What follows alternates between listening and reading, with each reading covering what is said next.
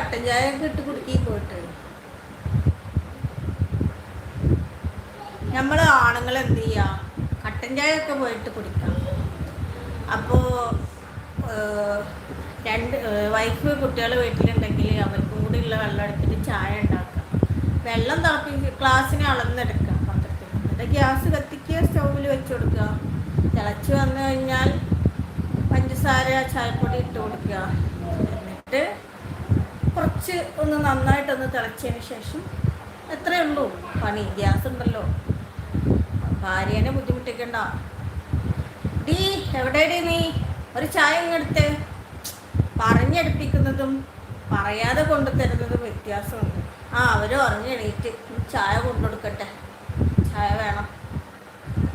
നമ്മൾ തന്നെ എണീറ്റ് പോയി ചായ ഇട്ട് കുടിക്കുമ്പോൾ ആ ഭാര്യയുടെ ഒരു സന്തോഷമല്ലേ.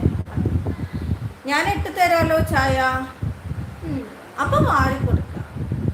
ഞാൻ ഇട്ട് തരാം എന്ന് പറയുമ്പോൾ മാറിക്കൊടുക്കണം, അത്രയേ ഉള്ളൂ. ഞാൻ പിന്നെ നിന്നെ ബുദ്ധിമുട്ടിക്കണ്ട, ഒരു ഇത്തിരി എല്ലാ ജോലികളും കഴിഞ്ഞ് റെസ്റ്റ് എടുക്കുന്ന സമയമല്ലേ, ചായ ഇട്ട് തരാമെന്ന് വെച്ചു. ഭാര്യയ്ക്ക് എന്ത് സന്തോഷമാണെന്ന് പറഞ്ഞു. ചായ ഇട്ടിട്ട് അത് കൊടുക്കുമ്പോൾ അതിന് വേറൊരു രുചി തോന്നും. അതങ്ങനെയാണ്. അപ്പം നമുക്ക്